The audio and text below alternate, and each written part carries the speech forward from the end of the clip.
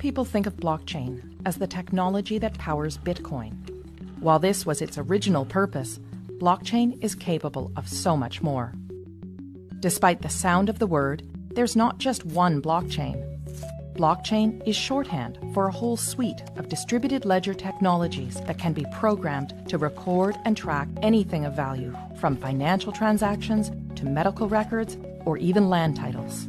You might be thinking, we already have processes in place to track data. What's so special about blockchain? Let's break down the reasons why blockchain technology stands to revolutionize the way we interact with each other.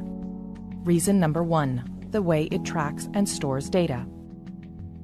Blockchain stores information in batches called blocks that are linked together in a chronological fashion to form a continuous line, metaphorically, a chain of blocks.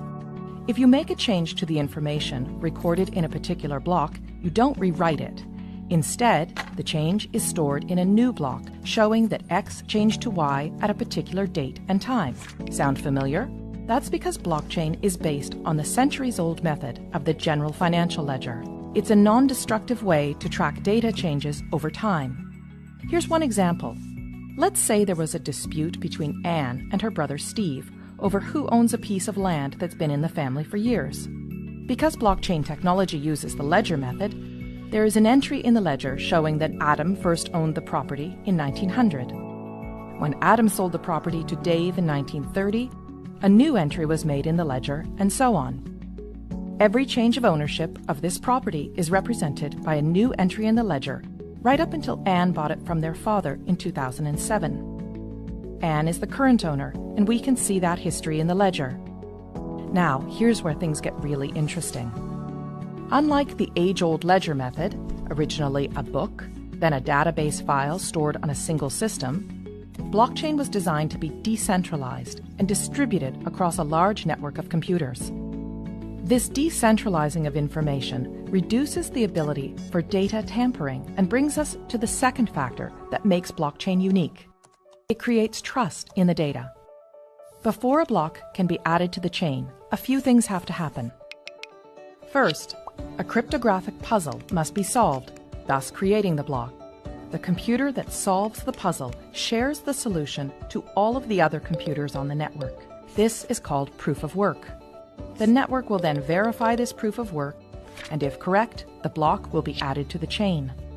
The combination of these complex math puzzles and verification by many computers ensures that we can trust each and every block on the chain. Because the network does the trust building for us, we now have the opportunity to interact directly with our data in real time. And that brings us to the third reason blockchain technology is such a game changer. No more intermediaries. Currently, when doing business with one another, we don't show the other person our financial or business records. Instead, we rely on trusted intermediaries, such as a bank or lawyer, to view our records and keep that information confidential. These intermediaries build trust between the parties and are able to verify, for example, that, yes, Anne is the rightful owner of this land. This approach limits exposure and risk, but also adds another step to the exchange, which means more time and money spent.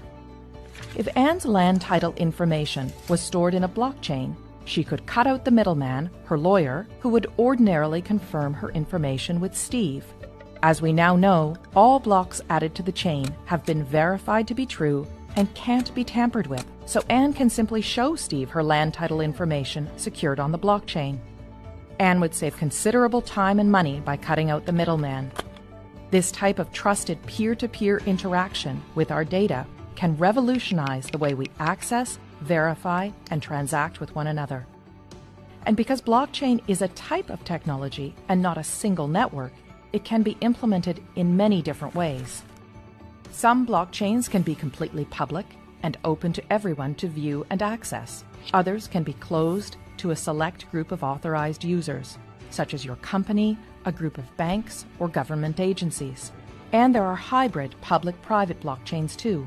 In some, those with private access can see all the data, while the public can see only selections. In others, everyone can see all the data, but only some people have access to add new data. A government, for example, could use a hybrid system to record the boundaries of Anne's property and the fact that she owns it while keeping her personal information private. Or it could allow everyone to view property records but reserve to itself the exclusive right to update them. It is the combination of all these factors, decentralizing of the data, building trust in the data, and allowing us to interact directly with one another and the data, that gives blockchain technology the potential to underpin many of the ways we interact with one another.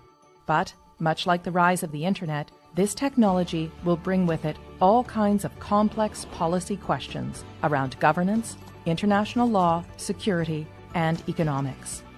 Here at the Center for International Governance Innovation, we seek to bring trusted research that will equip policymakers with the information they need to advance blockchain innovations, enabling economies to flourish in this new digital economy.